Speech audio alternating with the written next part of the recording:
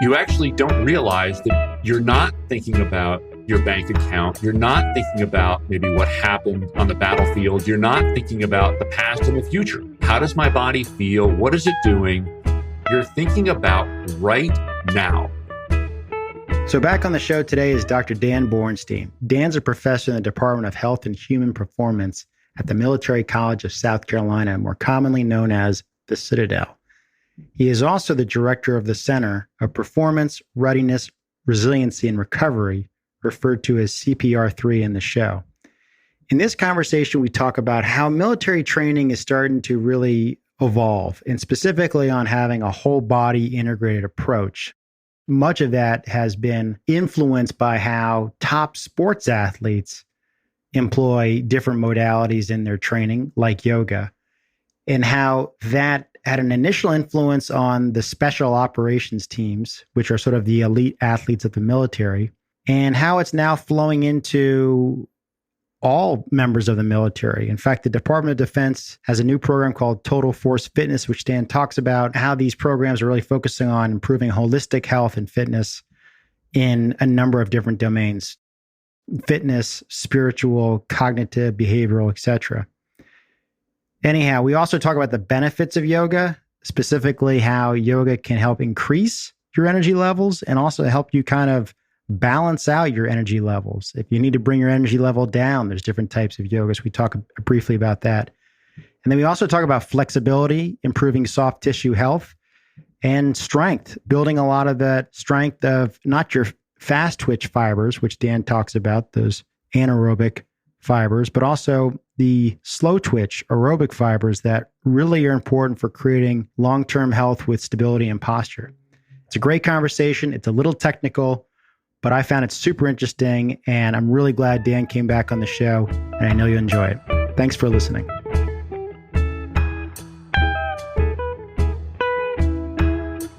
Dan Bornstein, great to see you again. Thanks for coming back to the show. Thanks for having me back, Derek. Really excited to have a chance to reconnect and continue our conversation. So for those of you who are listening to your first talk with Dan, we did a conversation in episode 6 where Dan shared more of his musculoskeletal history and background and how Anusara yoga helped him with his path. And this conversation is more focused on Dan's perspective and experience doing a lot of research and training with the military, as Dan is a professor at the Citadel with a focus on exercise science. This conversation is going to be really about where and how is the military using modalities like yoga to better prepare not only our military, but sort of tactical folks in the field as well. So, Dan, let's get into it. We've talked quite a bit offline about your background and focus, and maybe just start at a super high level, quick, what is CPR3 and what's happening right now with the military? Yeah, sure. I'm with the Citadel, the Military College of South Carolina. And probably the biggest hat that I wear there is that I run a center called the Center for Performance, Readiness, Resiliency, and Recovery, as you abbreviated CPR3. And that center is really focused on improving the performance, readiness, resiliency, and recovery. In other words, the fitness, if you think of fitness really holistically, physical, mental, spiritual, cognitive, and so on, it's about improving the fitness of our military service members, our cadets, veterans, and first responders. So these are individuals who serve or have served. And for them, the wins and losses are often defined in terms of life and death and not just a W or an L in the column. So it's really important that we ensure that those folks are ready to go. So that center has academic programs. So we have degree programs that are focused on train the trainer, sort of developing individuals who are prepared to train those quote unquote tactical athletes. And then we also have a whole area of the center that's devoted to research and a third area that's devoted to community engagement. So working directly with those service members, first responders, what have you, to try to impact what they're doing today or tomorrow. And that's the CPR3. That's great. And I know that in your training and your research, there's been quite a bit, or at least a sign that yoga is becoming more of a component of some of these new perspective and new thoughts around fitness and tactical readiness. Yeah. So what's happening in the military right now is, I guess I'll back up a little bit and say that special operators, which include like your Navy SEALs and your Green Berets, Delta Force, naval divers, folks who are in those fields are what we consider to be the elite athletes of the military world. And about 15 or so years ago, the Special Operation Force units started realizing they needed to improve the readiness and the resiliency of those special operators. And they really looked towards what was happening in professional and elite athletics, where there's something called a high performance model. And in that high performance model, you have basically a team of professionals working with the team of athletes. So you've got your strength and conditioning coach, physical therapist, athletic trainer, behavioral therapist, cognitive therapist, dietitian, and so on and so forth. So in the SOF community, they started developing this high performance model and saw that it was working. It was really improving the readiness of these warfighters, these special operators. And even more recently now, the military has adopted doctrine that's called total force fitness. So this is across the Department of Defense. It's an initiative that's aimed at really improving the holistic health and fitness of all members of the military, not just the special operators. And it has different domains. It's got a physical domain, it's got a spiritual domain, it's got a cognitive behavioral domain, and so on. And then the US Army, for example, has developed their iteration of that, which is abbreviated H2F, which is holistic health and fitness. And that is getting a lot of attention right now. The Army has been sort of the first to really roll out their version of total force fitness. So this is happening. Again, they're looking to what's been working in elite athletics and delivering that to the tactical athletes. The quote unquote human weapon system is now being prioritized in addition to the other weapon systems that we have, tanks and planes and bombs and so on. There's a real emphasis now on the human weapon system. And part of the beauty of yoga, of course, is that it provides the opportunity to interact with multiple elements of those either holistic health and fitness domains or total force fitness domains in a single PT session. So physical training session is the military term, is PT. So while the research on yoga in the military is, we would say there's a dearth of evidence. There's not a whole lot of evidence there. There is a lot of evidence to show its benefits in elite sport athletes.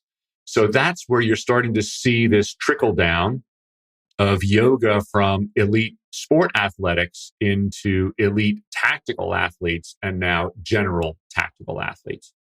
Djokovic, Tom Brady, LeBron James, a lot of these big athletes across many sports, men and women, use yoga as a complement or a replacement depending on what their goals are.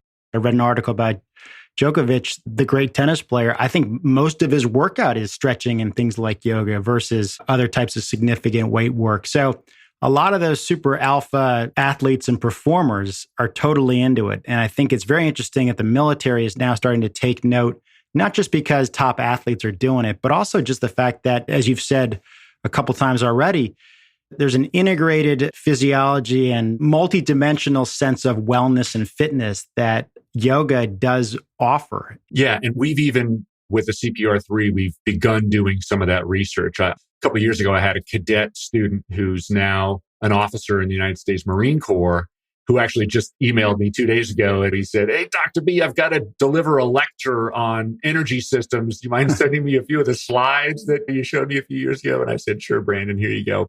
So Brandon Hickey is his name, and he's probably one of the most, quote unquote, squared away cadet students I've ever had. I mean, the kid was just on it in every way.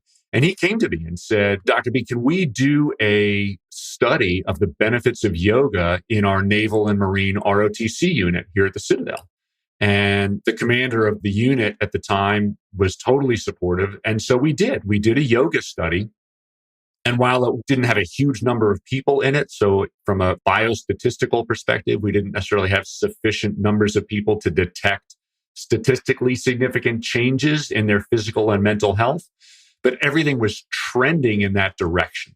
So among these young Marines and naval officers, we were able to see that doing yoga as a complement to their regular Marine or naval physical training program was beneficial, not just for their physical abilities, their abilities to pass their PT tests, for example, for their respective branch, but also to improve some of their mental health outcomes like stress and anxiety and depression. And perhaps the best part about that is now I've got this young Marine officer in Brandon Hickey who's now starting to teach his Marines about yoga and do yoga with his Marines as part of their PT. So yes, we're doing some of that work at the Citadel, trying to build some of that evidence base, and we'll continue to do some of that work. And it's just starting to happen across the military as well. Just starting. So let's go back to Brandon's question to you. He was asking for slides about energy, right? So what's he looking for? And what was the kind of stuff that he was looking to share to his team? Yeah, that's a good question. In this particular instance, energy systems, what we're talking about is something that is highly and almost purely physiological. It's basically what substrates in the body, fat or glucose or glycogen, are we using to extract ATP to fuel muscular contraction? That's like kind of the surface of it. But basically what it means is, and I think most people are familiar with the fact that we've got sort of an aerobic system and anaerobic system. That's the most basic. And you can break those down further into other quote unquote energy systems, but it's basically how our body utilizes fuel in order to execute the task, the physiological task that's before us. Yeah, that's a perfect answer because it provides an opportunity to connect the dots in the fact that people think about yoga as a means to be longer, more flexible, or deal with back pain and that kind of stuff. But you get an energy lift doing yoga. And I think it's not only you get an energy lift of doing a little bit of yoga, right? A great way to kind of naturally warm up your pulse and your alertness. It's also, depending on the type of yoga you're doing, like restorative yoga is great for kind of rebalancing your energy. So sometimes when you get really fatigued, you're so wound up, you really have a tough time kind of coming down. There's other types of yoga that allow you to find that balance. And so the idea of doing yoga to regulate and improve energy levels is probably not what most people initially go to the class to do. But for those who are listening, it is something that's very true and very much a benefit.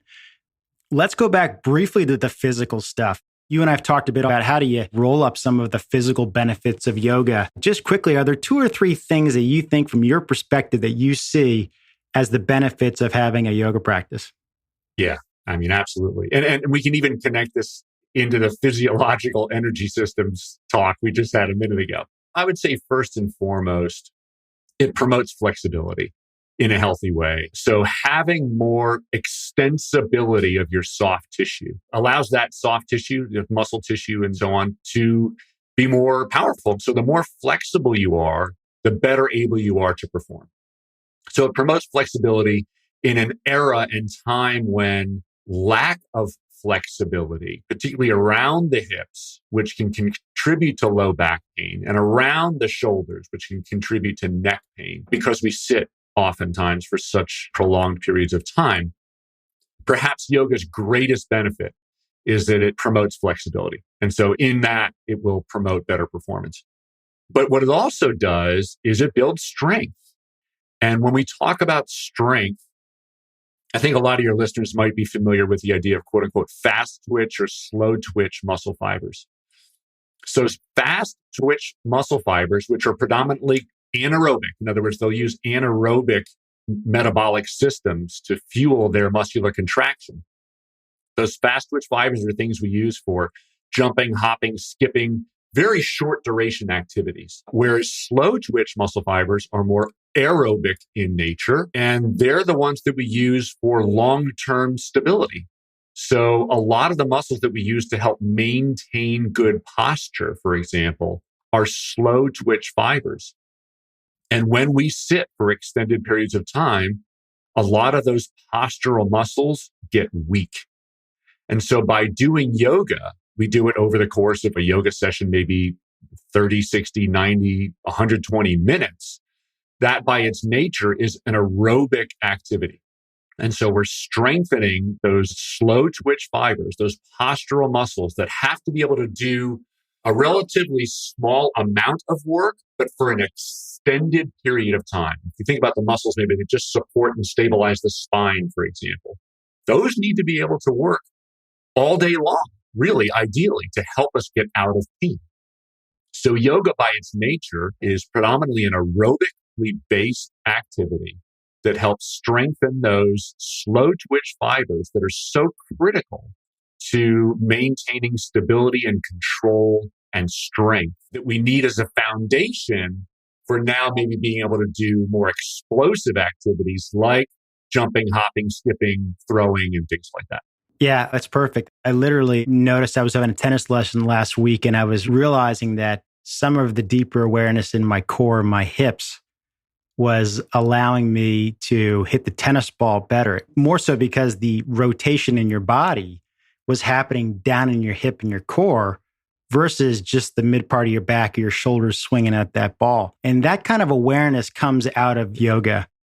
To go back to flexibility and strength, it's one of the reasons why I find that sometimes your typical vinyasa flow class is not a great class to do as a new beginner because they're moving very quickly. And there's not an opportunity in a lot of those classes for new students, many of them might be men, to really get into a steady flow. And you're right, those are a little bit more fast twitchy. They're not probably like hitting a tennis ball or a slap shot in hockey or golf club or whatever, but you are not sitting in that posture for an extended period. You're moving in and out. And that's why I think slower vinyasa classes or alignment focus classes for men are great. Take a minute to get into the pose. Take a minute to see how you feel once you're in the pose and maybe drop a little lower or lean into a particular part of your alignment to engage certain muscles. And for those who are listening, realize that yoga is not the same and there's different benefits. And when you do it more,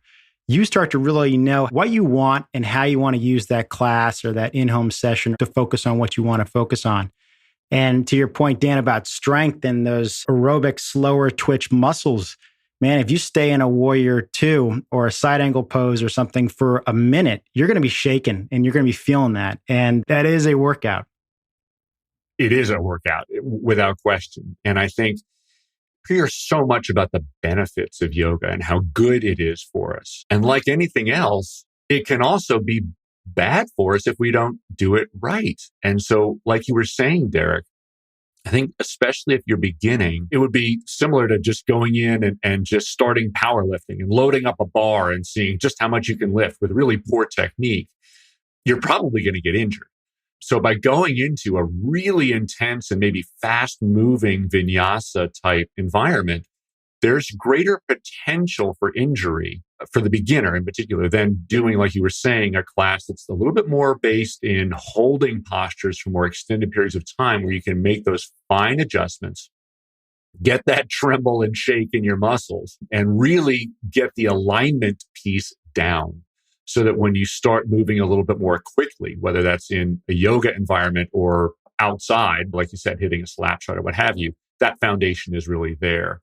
You were talking about hips earlier, and how many times have you watched something like the NFL Combine where the commentators are saying, oh, that guy's got great hips. And what they're referring to is the fact that they've got great mobility. And what that translates into is because they've got great mobility in their hips, they don't need as much mobility in their spine, which is a good thing because they're less likely to get injured. So to see an athlete with great hips means that that's probably an athlete who can perform better and perform for longer. Yeah, I'm with you. In my experience, the greater stability and mobility I have in my hips, it's helped lower back and mid back. I mean, really the whole spine. And I think when people have weak lower backs or they get into a lot of pain and discomfort, they tend to kind of energetically move in towards that midline. And you're really shortening all the muscles that really should be long and strong in your pelvis, in your hips, your lower back. You made a point about alignment. And I think what is good alignment and bad alignment? Well, your body's going to tell you. Hopefully the yoga instructor has an eye on you, can come over and give you some cues. But having really good alignment comes from developing that awareness. And we're shifting a little bit into some of the physical benefits and some of the mental benefits. And I think having awareness in your body and really good proprioception, for those who are familiar with the term, knowing where you are in space and what's happening in your body is a physical and mental benefit, having that awareness. And moving into some of the mental benefits, I would imagine that there probably isn't any other segment in our country other than maybe first responders than the military, who are constantly having to develop tools and approaches for managing mental health and balance. And I think yoga can be great for dealing with anxiety and stress, dealing with depression, and being more in tune to how your mind and your body feels. If your mind is upset, chances are that that's going to manifest in stress and tightness in your body, and that could make you more exposure to injury. So if you could just speak for a second a little bit about how this type of stuff helps for sort of the whole body wellness of the military or tactical athletes. Sure. I think when we think about the mind and we think about what it does, it thinks.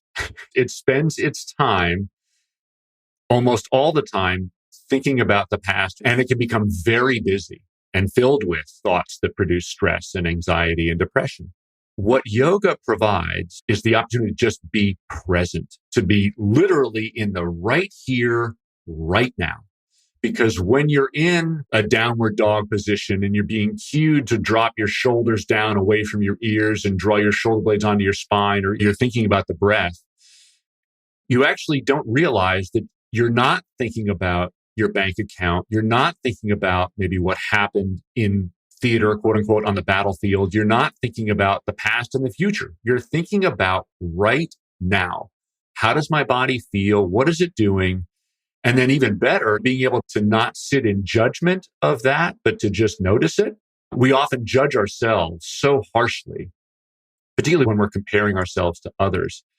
But when we can just take time to notice what's happening in our body, be really tuned into that, and do it without judgment, just say, my right shoulder really is different from my left, or it certainly feels that way today. That's kind of interesting.